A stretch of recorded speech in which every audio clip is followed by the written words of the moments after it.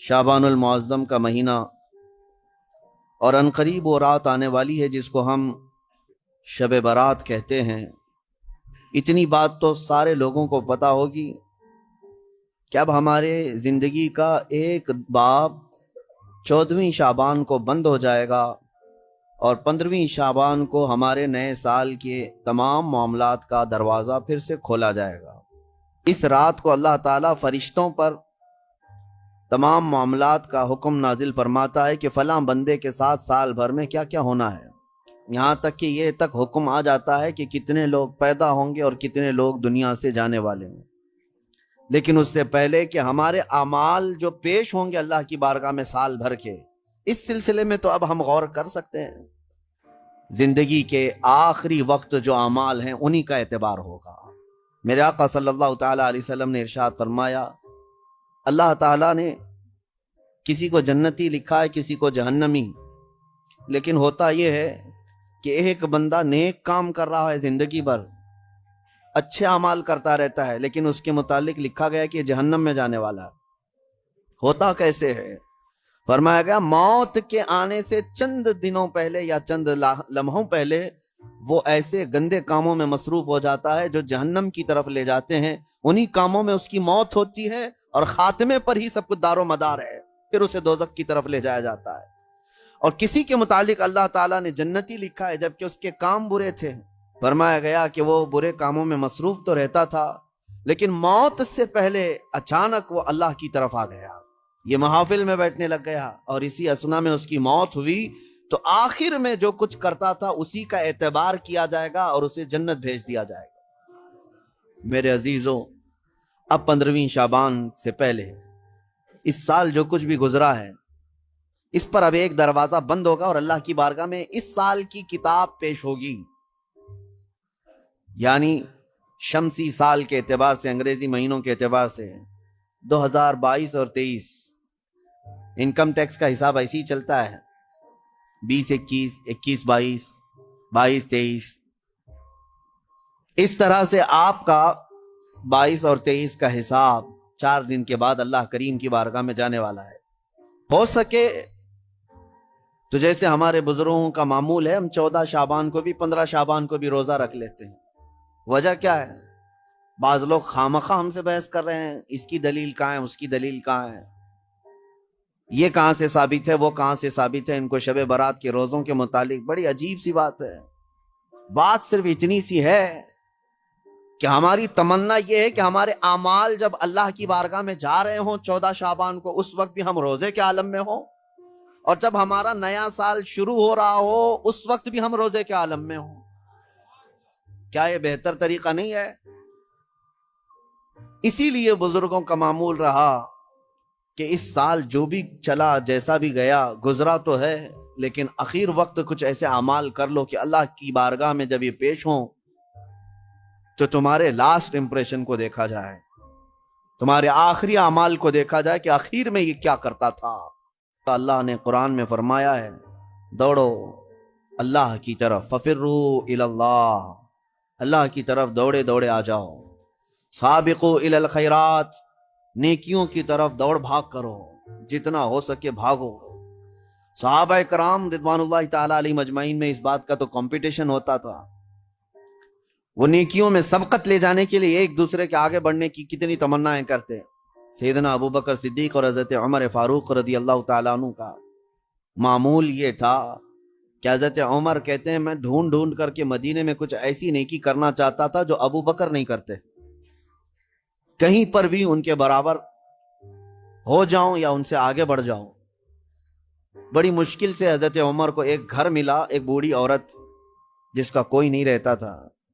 हज़रत उमर ने तय कर लिया कि इसके बेवा औरत है, इसके घर का सारा काम मैं कर दूंगा, किसी को पता भी ना चले। वो फजर में नमाज के बाद जाकर देखे तो उस औरत का सारा घर का काम पहले से किया हुआ है। दूसरे दिन आकर देखे वही हाल था। हज़रत उमर कहते हैं, तीसरे दिन मैं अजान फजर से पहले ही छुप कर देखना शुरू किया कि आखिर इसके घर का काम करता कौन है। कहा एक चादर ओढ़े हुए एक शख्स आया, घर में दाखिल हुआ, झाड़ू लिया, झाड़ने लगा, सारी चीजें ढंग से रखने लगा। अजान होने लगी, वो उस औरत के घर से बाहर निकलने लगा। हजरत उमर कहते हैं, मैं करीब जाकर चादर हटाया तो अबू बकर सिद्दीक थे। حضرت عمر کہتے ہیں میں کبھی آگے بڑھ ہی نہیں سکتا، میں جہاں کوشش کرتا ہوں اس سے پہلے حضرت ابو بکر پہنچے ہوئے ہوتے۔ جب آپ کی خلافت کا وقت تھا تب آپ نے اعلان کیا، حضرت عمر فاروق نے، کوئی ایسی نیکی جو ابو بکر کرتے تھے اور میں نہیں کر رہا ہوں تو لوگوں مجھے بتا دو تاکہ میں برابر ہو جاؤں۔ کسی ایک صاحب نے کھڑے ہو کر کہا، حضرت ابو بکر جب خلافت کرتے تھے ان کے زمانے میں وہ سب کے حقوق ادا کرتے، لیکن روزانہ وہ دوپہر کے وقت اپنے ہاتھ میں توشادان لے کر جنگل کی طرف جاتے اور پتہ نہیں کسی کمزور یا کوئی معذور یا محتاج کو کھلا کر آتے، لیکن ہمیں یہ نہیں معلوم کس کو کھلاتے تھے۔ یہ حضرت ابو بکر کا معمول تھا۔ دوسرے دن حضرت عمر نے اپنے گھر سے توشادان لیا، روٹی سالن، اور لے کر اسی جنگل کی طرف چل پڑے۔ وہاں کس کو کھلاتے تھے کیا پتا، دن بھر ڈھونڈتے رہے، کوئی ملے، کوئی نہیں ملا۔ شام کا وقت قریب آ رہا تھا، ایک پہاڑ کی چوٹی میں ایک غار سے کسی کے ذکر کرنے کی آواز آ رہی تھی۔ دوڑ کر جا کر دیکھا کہ کوئی ہے یہاں پر مجبور۔ جیسی غار کے اندر نظر پڑی تو دیکھا ایک ایسا شخص بیٹھا ہوا ہے جس کے ہاتھ بھی کٹے ہیں، پیر بھی کٹے ہیں، اور آنکھوں سے بھی بینا نہیں ہے، اندھا ہے، نابینا ہے۔ اتنی معذوری کے عالم میں اگر کوئی بیٹھا ہوا ہے اور غار میں، تو حضرت عمر کہتے ہیں مجھے تو یقین ہو گیا کہ یہی وہ بندہ ہے جس کو حضرت ابو بکر کھلایا کرتے تھے۔ حضرت عمر کہتے ہیں میں گیا، چپکے سے جا کر بیٹھ گیا، میں نے آواز بھی نہیں کی تاکہ اس اندھے شخص کو یہ معلوم بھی نہ ہو کہ کون کھلانے آیا ہے۔ آپ نے روٹی توڑ کر سالن میں بھگوئی اور اس اندھے کو منہ میں روٹی رکھی۔ جیسے ہی اس کے منہ میں روٹی کا ٹکڑا گیا وہ چیخ کر کہتا ہے، آنے والے، کیا ابو بکر کا انتقال ہو گیا؟ کون آیا ہے آج کھلانے کے لیے؟ حضرت عمر کہتے ہیں تو اندھا ہے، نابینا ہے، تجھے کیسے خبر کہ آنے والا ابو بکر نہیں ہے؟ وہ کہتا ہے اس لیے کہ ابو بکر کو پتا تھا میرے منہ میں دانت نہیں ہے، وہ اپنے منہ سے چبا کر میرے منہ میں روٹی ڈالتے تھے۔ آج تو نے پوری روٹی اٹھا کر ڈالی تو مجھے سمجھ میں آ گیا کہ آنے والا ابو بکر نہیں ہے، کوئی اور آیا ہے۔ حضرت عمر کی آنکھوں سے آنسو آئے، باہر نکل کر کہتے ہیں قسم رب ذوالجلال کی ہے ابو بکر، آپ سے ایک قدم بھی میں آگے نہیں بڑھ سکتا۔ عزیزان گرامی وقار، مجھے یاد ہے بچپن میں جب چھوٹے تھے تو رمضان میں روزانہ اسکول کی جانے کے بعد یہی چیزیں ہوتی تھی، تیرے کتنے روزے ہوئے، تیرے کتنے روزے ہوئے۔ ہر ایک کے روزے ہی ایک دوسرے کو پوچھتے رہتے۔ لیکن آپ، ہو سکتا ہے آپ کے ساتھ بھی ایسا ہوتا رہا ہوگا، سارے دوست جیسے 10 رمضان آ گئے، 15 رمضان آ گئے، ہر ایک کو پوچھتے رہتے ہیں کتنے ہوئے کتنے ہوئے۔ کسی کے 7 ہوئے، کسی کے 10 ہوئے، کسی کے 12 ہوئے، اور کوئی کہتا ہے پورے ہوئے ہیں، اب تک کے پورے ہوئے ہیں۔ ہم بھی اس وقت سنتے تھے، ایک دوسرے سے بات کرتے تھے، لیکن اس وقت ایک دوڑ رہتی اور گھر میں آ کر جھگڑا بھی کرتے، فلاں کے تو 10 ہو گئے، مجھے سحری میں ضرور اٹھانا، نہیں تو میں اس کے پیچھے پڑ جاؤں گا، میں اس کا پیچھے ہو جاؤں گا۔ تو یہ دوڑ کہاں سے آئی؟ یا آپسی ماحول سے ہی آئی۔ یہی انوائرمنٹ ہم چاہتے ہیں کہ نیکیوں میں سبقت لے جانے کا انوائرمنٹ ہو جائے، ماحول ایسا ہو، دوڑ لگے، صرف رمضان میں نہیں، تلاوت قرآن میں بھی۔ صحابہ کے درمیان یہی ماحول تھا۔ حدیث پاک میں ملتا ہے صحابہ کرام مسجد نبوی میں جمعہ کی نماز کے لیے جو آتے، پہلی صف کا ثواب ہے نا، حضور پاک صلی اللہ تعالیٰ علیہ وسلم نے صرف ایک بار یہ ارشاد فرمایا کہ اگر میں تمہیں بتا دوں کہ پہلی صف میں نماز پڑھنے کا ثواب کیا ہے، تو اس پہلی صف میں آنے کے لیے تم سب آپس میں تلوار بازیاں کرنے لگ جاؤ گے، جنگ ہو جائے گی تمہارے درمیان۔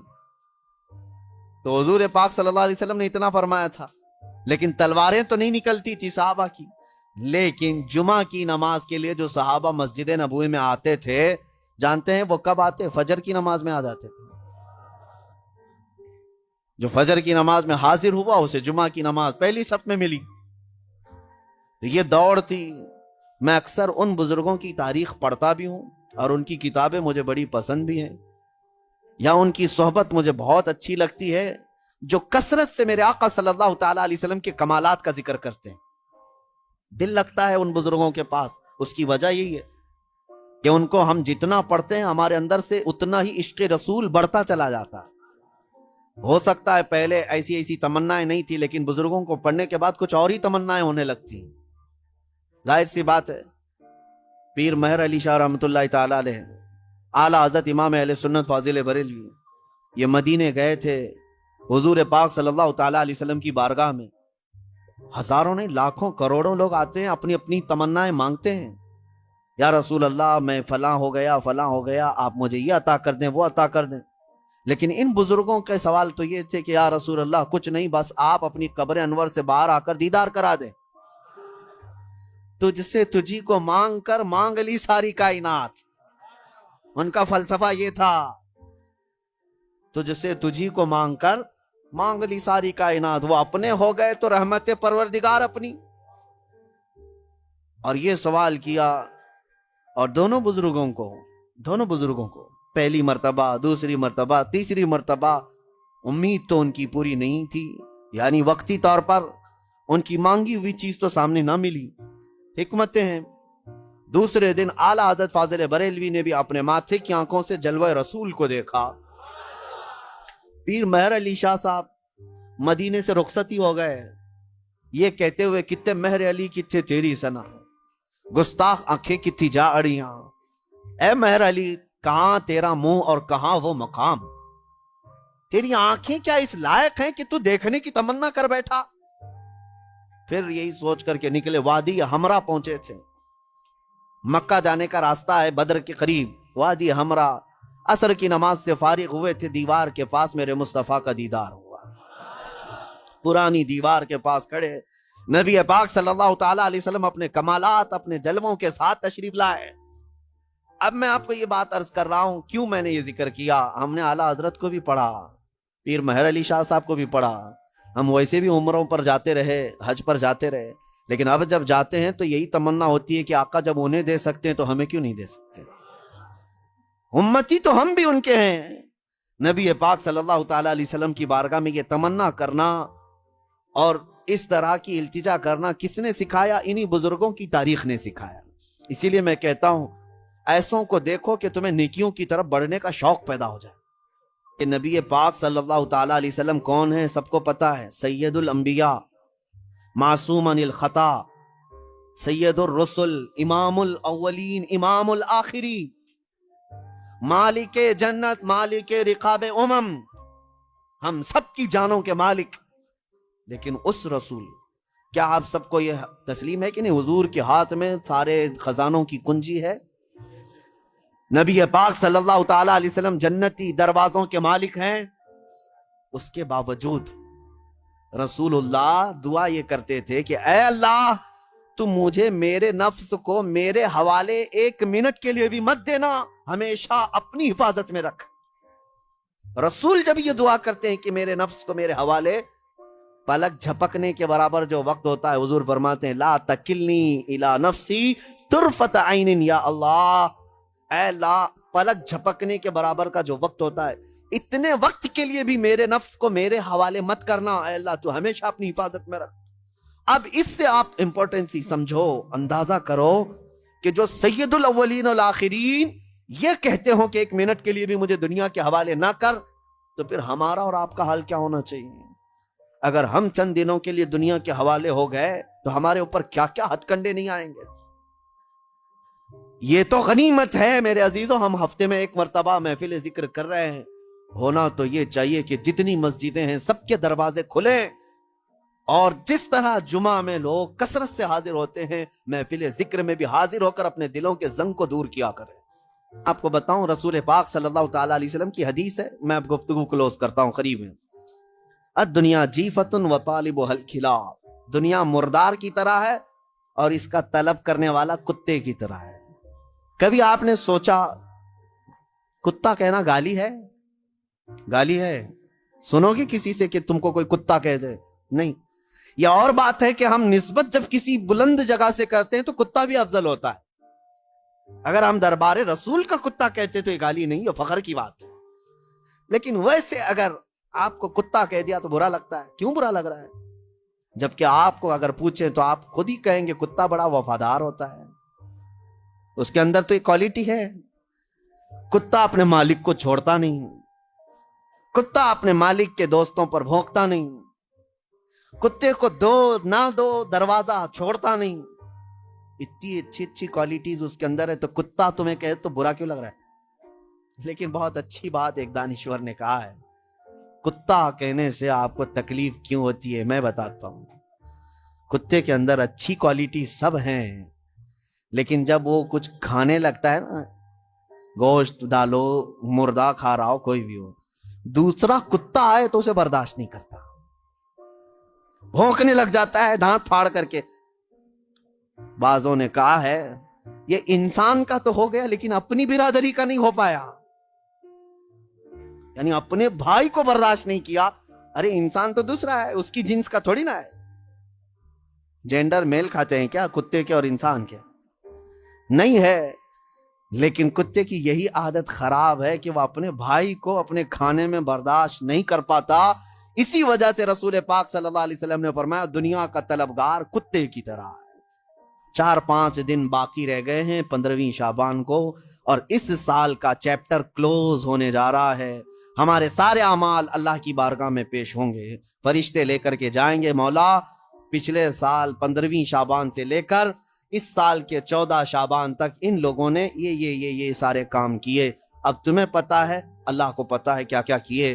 تم نے کتنی نمازیں چھوڑی وہ بھی لکھا ہوگا، کتنے روزے تم نے رمضان میں پچھلے مس کیے وہ بھی لکھا ہوگا، کتنے زکوٰۃ دبا کر کون بیٹھا ہے وہ بھی لکھا ہوگا، کتنے تم نے لوگوں کے مال کھائے وہ بھی لکھا ہوگا، کتنوں پر غلط نگاہ ڈالی وہ بھی لکھا ہوگا، کتنوں کے ساتھ دھوکہ کیا ہے وہ بھی لکھا ہوگا.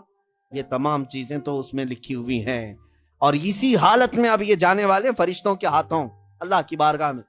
وہ اللہ کے فرشتے ہیں، لا یعصون اللہ ما امرہم ویفعلون ما یؤمرون.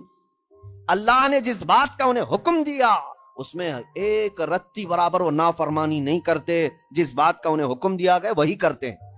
وہ اپنی ڈیوٹی کے پکے لے کر جائیں گے، ابھی سب کے اعمال لے کے جائیں گے. پیچھے گھوم کر کے دیکھ لو سال بھر میں کیا کیا کیے ہو، تمہیں اچھی طرح سے معلوم ہوگا کس مہینے میں کیا کیا عمل ہوئے ہیں. بھول جاتے ہو تو یہ اور ایک بڑا عذاب ہے. ایک چیز ہے، قرآن میں اللہ نے فرمایا ان الحسنات یذہبن السیئات. کچھ نیکیاں ایسی ہیں کہ اگر تم کرو گے تو برائیوں پر پانی پھیر دیا جائے گا. رپورٹ تو وہ لے کر ہی جائیں گے، لیکن 4 دن میں کچھ ایسا کرو کہ اس رپورٹ کے اوپر صرف اور صرف تمہاری نیکیاں ہی درج ہوں، باقی سارے گناہ ویسے ہی مٹا دیے جائیں. یہ ہو سکتا ہے آج کے ذکر کو بھی نہایت ہی خلوص کے ساتھ اللہ کی بارگاہ میں اپنے پچھلے تمام گناہوں سے توبہ کرتے ہوئے کھڑے ہو جاؤ، اور اس کے بعد یہ عہد بھی کرو کہ اے اللہ میں سچی توبہ کے ساتھ تیرے دربار میں آیا ہوں. میں جب جب بھٹکوں، جب جب میرا قدم ڈگمگائے، آج اتنی دعا ہے کہ مولا میرے قدموں کو سنبھال لے اور مجھے دنیا میں ڈوبنے سے بچا لے. جب تک زندہ رہوں اپنی رحمت میں جگہ دے، جب آنکھیں بند ہوں تو دامن مصطفیٰ میں مجھے جگہ عطا کر دے. کیا آپ یہ سمجھتے ہوں گے کہ صرف روح ہے اور جسم نہیں ہے؟ تو کیا مطلب ہے روح کا؟ لیکن روح اور جسم کا جب کمپیریزن ہوگا تو روح اس میں بہت بلند و بالا ہے. اس کی وجہ یہ ہے کہ روح کے نکل جانے کے بعد جسم زیادہ دیر تک نہیں سلامت رہ سکتا. چند گھنٹے، چند دنوں کے بعد اس کے اندر سڑن پیدا ہوگی اور یہ سڑ گل جائے گا. روح کے نکلنے کے بعد جسموں کی کوئی اوقات نہیں رہ جاتی، جسم سب مٹی میں مل جاتے ہیں، گل جاتے ہیں. نبیوں کے اور شہیدوں کے جسموں کو چھوڑ کر بات کر رہا ہوں عام طور پر. لیکن روح کیا چیز ہے؟ اللہ تبارک و تعالیٰ فرماتا ہے قرآن پاک میں، اے محبوب آپ سے یہ روح کے بارے میں پوچھتے ہیں یہ کیا ہے؟ آپ فرما دیں روح اللہ کے حکم کا نام ہے. روح اللہ کا حکم ہے. تو روح جس کے اندر موجود ہے اس کے ساری چیزیں ایکٹیو ہیں، سب چیزیں حرکت کر رہی ہیں. حتیٰ کہ آپ سننے کی جو طاقت رکھتے ہیں اس لیے کہ روح آپ کے جسم کے اندر ہے، اور میں بول رہا ہوں یہ طاقت ہے اس لیے کہ روح ابھی موجود ہے. ہاتھ اٹھ رہا ہے، پیر چل رہے ہیں، زبان مزہ چکھ رہی ہے، آنکھیں جھپک رہی ہیں. یہ ساری حرکتیں روح کے ہونے کی وجہ سے ہیں. روح کا تعلق ختم ہو جائے تو جسم یہ سارے حرکتیں نہیں کر سکتا. اب میں آپ کو بتا رہا ہوں، تھوڑی سی چیزیں آپ توجہ لے لیں۔ روح جب ہمارے جسم کے اندر ہے تو ہم کیا کیا کر سکتے ہیں، اور روح نکل جانے کے بعد کیا نہیں کر سکتے، یہ دماغ میں رکھیے آپ۔ ایک مردہ نہ ہاتھ اٹھا سکتا ہے، نہ پیر اٹھا سکتا ہے، نہ آنکھ کھول سکتا ہے، نہ زبان سے چکھ سکتا ہے، کچھ نہیں کر سکتا۔ لیکن روح ہونے کے وقت آپ بھی اور ہم بھی کیا کیا کر سکتے ہیں؟ ہم اپنا ہاتھ بھی اٹھا سکتے ہیں، پیر سے جہاں تک چاہے چل سکتے ہیں، بول سکتے ہیں، سن سکتے ہیں، دیکھ سکتے ہیں، سب ہے۔ روح ہونے کے وقت اتنا سب جو کر سکتے ہیں، یہ اتنا ہی نہیں، بلکہ میں آپ کو بتا دیتا ہوں، اس روح کی اگر کوئی تربیت کرتا ہے تو یہ روح اس کو اتنی طاقت عطا کرتی، اتنی کہ وہ جو سامنے حرکتیں ہو رہی ہیں ہاتھ پیر ہلانے کی، یہ بڑھتے بڑھتے بڑھتے اتنی ہو جاتی ہے کہ اس کے لیمیٹیشن ہی نہیں ہے۔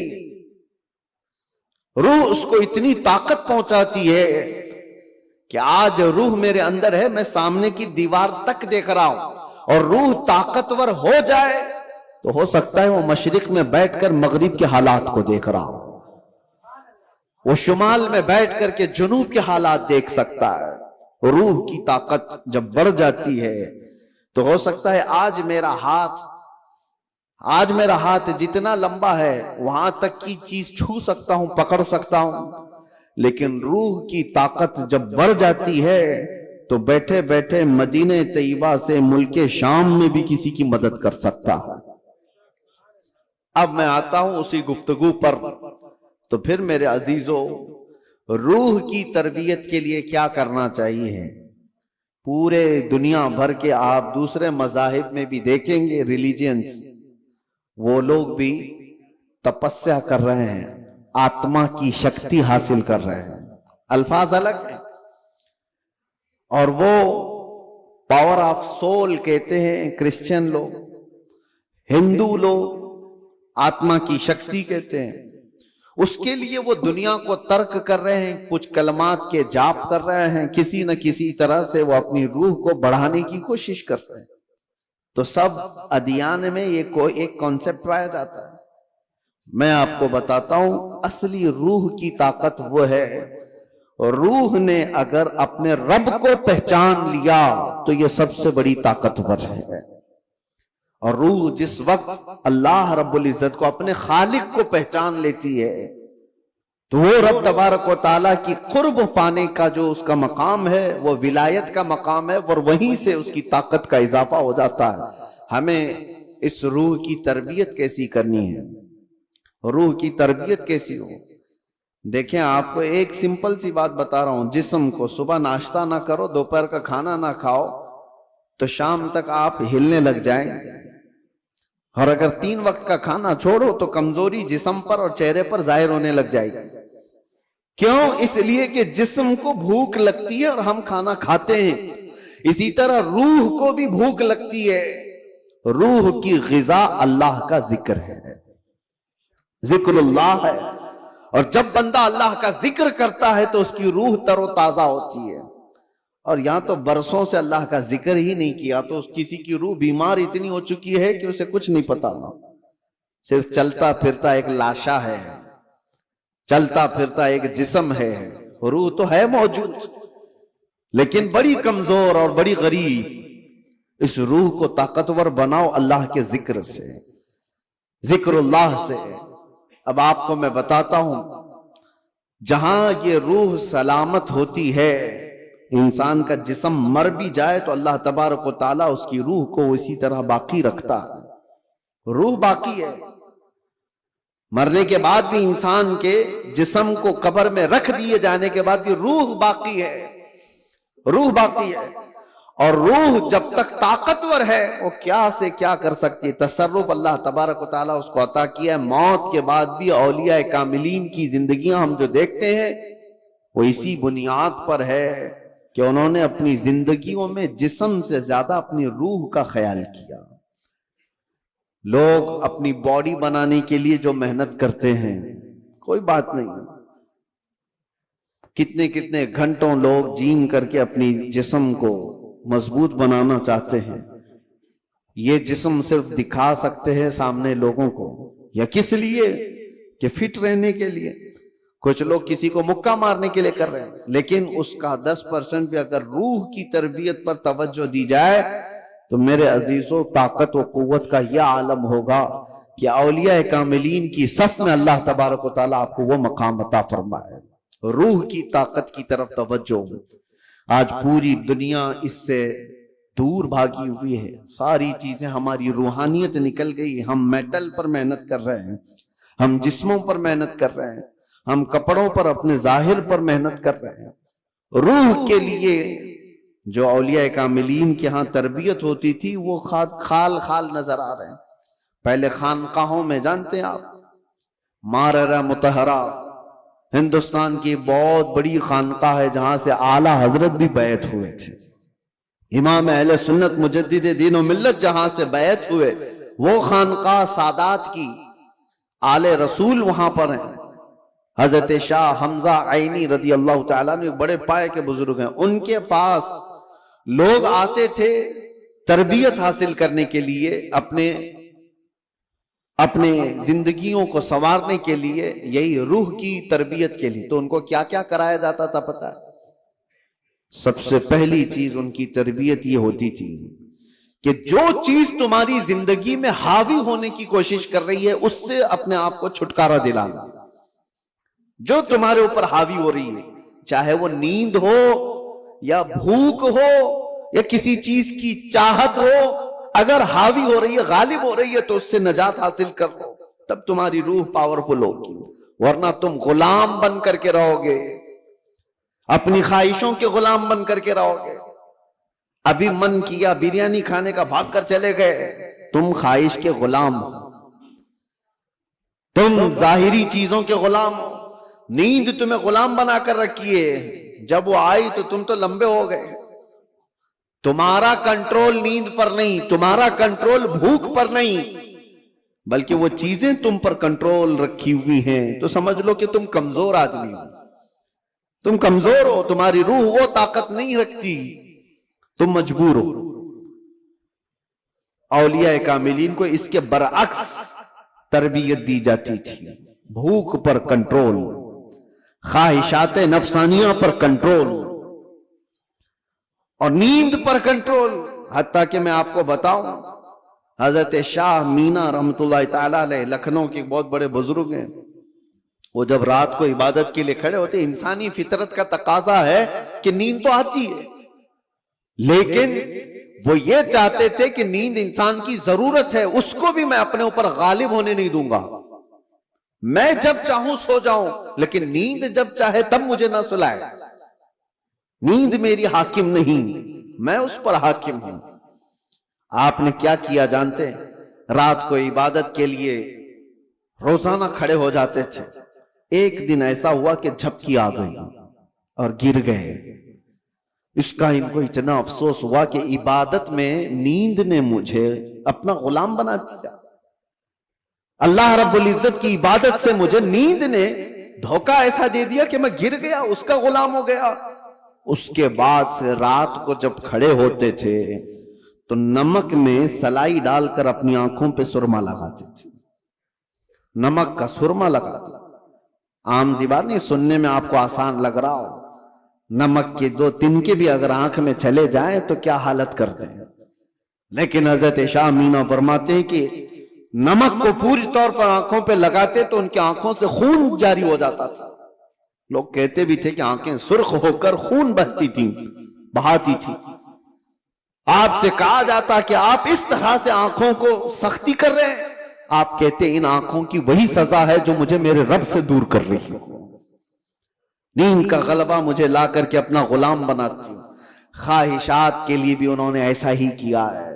اپنے خواہشات پر کنٹرول جب تک آدمی نہیں کرتا اس کی روح طاقتور نہیں ہے، اس کی روح کوئی طاقت نہیں رکھتی، وہ کمزور آدمی ہے.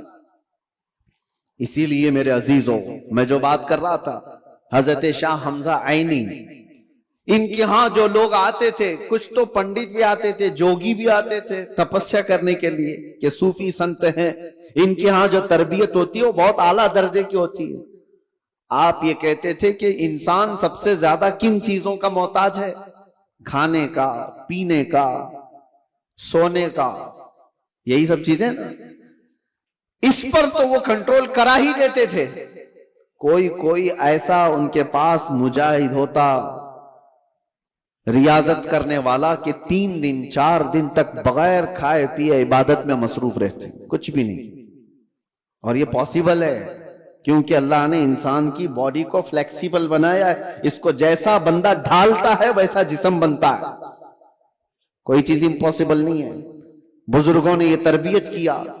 अब एक मकाम ऐसा आया कि खाने पीने की बात तो छोड़ो, ये जो मोहताजी है, जो भूख लगती है, इससे तो उन्होंने किनारा कर लिया।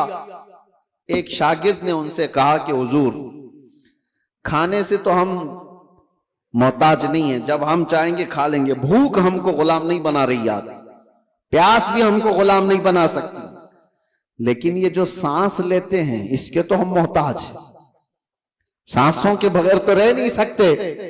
आपने फरमाया मैं वो भी तरबियत तुम्हें करा दूंगा, उसकी भी तरबियत करा दूंगा। तो हबसे नफ्स औलिया कामिलीन के यहां, मैं तसव्वुफ की बात कर रहा हूं, एक तरबियत ये भी है उनके यहां, हबसे नफ्स। हबसे नफ्स या हबसे दम जिसको कहा जाता है, क्या है? उनको सांस रोकने की तरबियत दी जाती थी। सांस रोक लो अपनी, आप अपनी नाक और मुंह बंद करके देखो कितनी देर रोक सकते हो, शायद 1 मिनट, क्योंकि आदत नहीं है। 1 मिनट से ज्यादा अपने नाक और मुंह को पकड़ नहीं सकते। लेकिन तरबियत के बाद माररा मुतहरा की तारीख में है, हजरत शाह हमजा आइनी की बारगाह में जो तरबियत पाते थे, उनको सांस रोकने की जो तरबियत दी जाती थी, फजर के बाद वो सांस को रोकते थे तो जोहर तक लेकर जाते थे, जोहर तक। लोगों को ऐसा लग रहा होगा कि उड़ती हुई बातें हैं, नहीं मेरे अजीजों, जब बंदा अपने जिस्म को ढालता है किसी चीज में तो अल्लाह तबारक व तआला हर चीज उसके लिए मुमकिन बना देता।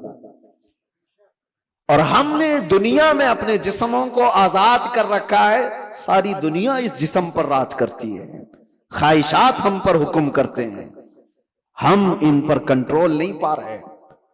आज जरूरत इसी बात की है कि हम जिन चीजों के एडिक्ट होते जा रहे हैं उन चीजों को अपनी जिंदगी से दूर करते जाएं। कोई ख्वाहिशात ऐसी हैं जो मेरे ऊपर हावी हो रही हों, उन ख्वाहिशात से अपने दामन को छुड़ाने की कोशिश करें। और यही तरबियत बारगाह मुस्तफा सल्लल्लाहु अलैहि वसल्लम की थी। एक बात मैं आपको बताता हूं, मजबूरी के आलम में भी औलिया कामिलीन ने अपने आप को दुनिया के हवाले नहीं किया, दुनिया के हवाले नहीं किया, वो बचने की हर मुमकिन कोशिश करते रहे। एक बुजुर्ग के मुतालिक हमने पढ़ा है, हजरत मुश्की रहमतुल्लाह अलैह, इराक के एक बुजुर्ग, लेकिन वो जवान शख्स, मुश्की गालिबन अब्दुल्लाह कुछ नाम था, बहुत खूबसूरत, देखने में बिल्कुल हैंडसम नौजवान, एक कपड़े की दुकान पर काम करते थे। शहर की एक अमीर औरत कपड़ा खरीदने आई और वो अय्याश औरत थी, उसने लड़के को देखा, नौजवान को, उस पर फरेफ्ता हो गई। बहाने से कपड़े की बहुत बड़ी थान खरीदा और उसके बाद उस नौजवान से कहा, क्या तुम मेरे महल तक पहुंचाओगे, मैं उसकी उजरत दूंगी। भोला भाला नौजवान कपड़े उठा लिया और चल पड़ा। उस खातून के घर जब पहुंचे तो उसने कपड़े की वो थान अंदर रखवाई और कमरे में उसे बुलाकर दरवाजे बंद कर दिए। और उसके बाद उस नौजवान से कहा कि तू अब आजाद नहीं है, तू मेरे पास कैद है, मैं तुझे यहां पर इस बहाने से ले आई हूं, तुझे जो चाहिए वो मैं दे दूंगी, माल दौलत जो भी है, लेकिन मेरी ख्वाहिशात पूरी कर दे। वो कांपने लग गए। अल्लाह का खौफ, अल्लाह का डर, जिसकी रूह मजबूत और ताकतवर होती है, हर मुसीबत से उसको किसी न किसी तरह बचा लेती है, अल्लाह का फजल होता है। उस नौजवान ने कहा, यह हरगिज मैं नहीं कर सकता, मैं नहीं कर सकता। उस खातून ने कहा, तो फिर तुम यहां से बच के भी नहीं जा सकते, किसी हालत में तुम बच के भी नहीं जा सकते, और ना किसी को पता है कि तुम यहां अंदर हो। कल को मैं ये इल्जाम भी लगा सकती हूं कि तुमने मेरी इज्जत को तार तार किया है और तुम्हें मैं फांसी की सजा भी दिला सकती हूं। उस नौजवान की मजबूरी देखें कि खातून ने ऐसे उसके ऊपर حاوی ہونے کی کوشش کی کہ کسی بھی طرح سے اس کو گناہ کی سرزمین پر دھکیل دے، لیکن یہ نوجوان ہے، اچانک نہ جانے دل و دماغ میں کیا خیال آیا، کہا کہ ٹھیک ہے مجھے استنجا کرنا ہے، طہارت، ٹوائلٹ جانا ہے۔ اس نے کہا یہیں اندر ہی ہے، اندر تم فارغ ہو جاؤ۔ تو وہ طہارت خانے میں گیا، نوجوان کچھ نہیں دیکھا، وہاں کی غلاظت اٹھا کر کے اپنے چہرے پر اپنے جسم پر سب لگا لیا، اور باہر آیا اس خاتون کے پاس۔ اس عورت نے دیکھا کہ بدبو اور یہ غلاظت یہ جسم پر، وہ چیخ مار کر دروازے کھولتی ہے کہ کوئی پاگل آیا، اس کو گھر سے نکالو، جلدی یہاں سے نکالو اس کو۔ تو سارے لوگوں نے پکڑ کر کے ان کو نکال دیا کہ پاگل نوجوان گھر کے اندر کیسے گھس آیا۔ ان کو اس کی نہیں پڑی تھی کہ مجھے لوگ پاگل کہیں، لوگ میری بدبو کو دیکھیں، لوگ مجھے غلاظت ملا ہوا شخص کہیں، کچھ فکر نہیں تھی۔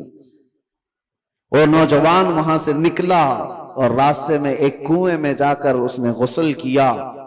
روایت میں موجود ہے اس کے بعد سے ہر دن ان کے جسم سے مشک کی خوشبو آتی تھی۔ اللہ تبارک و تعالیٰ کے لیے جب بندہ اپنے جسم کو بچا لیتا ہے تو رب تبارک و تعالیٰ اس کو ہمیشہ کے لیے محفوظ کر دیتا ہے یا خوشبودار کر دیتا ہے۔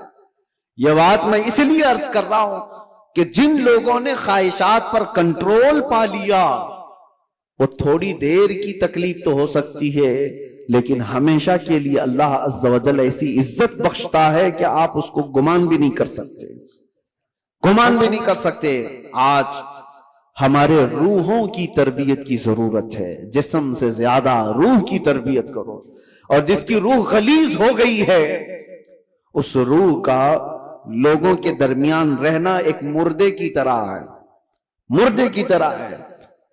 اسی لیے میں نے دیکھا ہے، تاریخ میں آپ کو پتا ہے، حضرت صابر کلیری رحمت اللہ تعالی علیہ کے متعلق آپ نے سنا ہوگا کہ آپ سے آپ کے مرید نے پوچھا تھا کہ فنا اور بقا کیا چیز ہے، تو آپ نے فرمایا تھا کہ میں تم کو بعد میں بتاؤں گا۔ فنا اور بقا، فنا کا مطلب ختم ہو گیا، بقا کا مطلب باقی رہنے والا۔ تو آپ کا انتقال ہوا، آپ کا غسل کفن سب کر کے جنازے کے لیے رکھا گیا، تو کون آگے بڑھے نماز پڑھانے کے لیے؟ صفیں لگی ہوئی تھی، ہزاروں کی تعداد میں لوگ موجود تھے۔ ایک گھوڑ سوار آئے، چہرے پر کپڑا پڑا تھا، سیدھے وہ امامت کے آگے بڑھ گئے، نماز پڑھا لیا۔ سارے لوگ ان کے پیچھے نماز بھی پڑھ لی، کسی نے پوچھا نہیں۔ اور وہ آئے ہوئے بزرگ نماز جنازہ پڑھا کر نکل رہے تھے، تو ان کے وہ مرید خاص جو صابر کلیری کے تھے، انہوں نے ان کو پکڑا اور پوچھا آپ کون ہیں؟ ہمارے پیر و مرشد کی نماز جنازہ پڑھانے والے آپ کون ہیں؟ اچانک آئے اور پڑھا کر جا رہے ہیں۔ کپڑا انہوں نے چہرے سے ہٹایا تو وہ صابر کلیری ہی تھے، صابر علاء الدین کلیری۔ ہو سکتا ہے آج کے ماڈرن زمانے میں لوگ اس کو کہانی سے تعبیر دیں۔ آپ نے فرمایا تم نے مجھ سے سوال کیا تھا نا فنا اور بقا کیا چیز ہے، وہ جنازے میں جو ہے وہ فنا ہے، اور یہ تیرے سامنے ہے یہ بقا۔ جس نے روح کی تربیت کی اپنی زندگی میں، اللہ تعالیٰ موت کے بعد بھی اسے تصرف عطا کرتا ہے، اسے تصرف عطا کرتا ہے۔ صحیح روایات میں موجود ہے کہ جس نے اپنی روح کو اللہ اور اس کے رسول کے حوالے کیا، اللہ اس کی جسم کی بھی حفاظت کرتا ہے، صرف روح کی نہیں، جسم کی بھی۔ شہداء احد کے بارے میں دیکھیں، شہداء بدر کے بارے میں، کہ ان کے جسم بھی نہیں سڑے گلے، قبروں میں برسوں تک اسی طرح سے رہے۔ 1935 میں عراق میں بغداد کے دریائے دجلہ کے کنارے دو صحابہ کی قبریں تھیں، حضرت حذیفہ بن یمان، حضرت عبداللہ بن جابر۔ ان کی قبروں میں پانی بھر گیا تھا تو قبریں کھولی گئی تھی۔ 1935 کی بات کر رہا ہوں، تقریباً 1300 سال کے بعد ان کی قبریں کھولی گئیں تو دونوں صحابی جسموں کے ساتھ صحیح سلامت آرام کر رہے تھے۔ اخبار کی کٹنگ بھی آج بھی لگی ہوئی ہے، عراق میں موجود ہے۔ 1935 بہت دور کی بات نہیں کر رہا ہوں، 100 سال نہیں گزرے، ابھی 90 سال پہلے کی بات۔ ان کے جنازے وہاں سے اٹھائے گئے اور بغداد سے 35 کلومیٹر دور لے جا کر حضرت سلمان فارسی کی قبر کے بغل میں ان دونوں کو دفن کیا گیا۔ یہ تاریخ موجود ہے۔ وہ صحابہ وہ صحابہ جن کی قبروں میں ان کے جسم 1300 سال تک باقی ہیں. کہنا یہ ہے جس نے اپنی روح کو اللہ کے حوالے کر دیا اللہ اس کے جسم کی بھی حفاظت کرتا ہے. اور جو صرف جسمانی خواہشات کے لیے جی رہا ہے اس کے جسم کا حال تو یہ ہے، ادھر روح نکلی ادھر جسم میں بدبو شروع ہو گئی، ادھر روح نکلی جسم پھلنا پھولنا شروع کر دیا. عزیزان گرامی وقار، ہمارے ان جسموں کی اوقات کتنی ہے میں آپ کو بتاتا ہوں. گفتگو کو سمیٹتے ہوئے صرف اتنی بات عرض کروں. کہا گیا ہے کہ قبر میں ہماری تختیاں بند کر کے جب لوگ چلے جاتے ہیں قبر کی مٹی میں، آپ کو اندازہ ہے، آپ ممبئی کے قبرستانوں کو دیکھتے ہیں اور بہت جلدی یہاں قبریں کھولی بھی جاتی ہیں، لیکن جہاں نہیں کھولی جاتی وہاں کے لیے بھی میں بتا رہا ہوں، دفن کر کے چلے جانے کے بعد ایک دن کے اندر، صرف ایک دن 24 گھنٹے جب گزر جاتے ہیں تو پیٹ میں کا اور دماغ میں کا پورا پانی پیپ کے ذریعے سے یا کسی طرح سے اس کے ناک اور منہ سے باہر نکل جاتا ہے. اس کے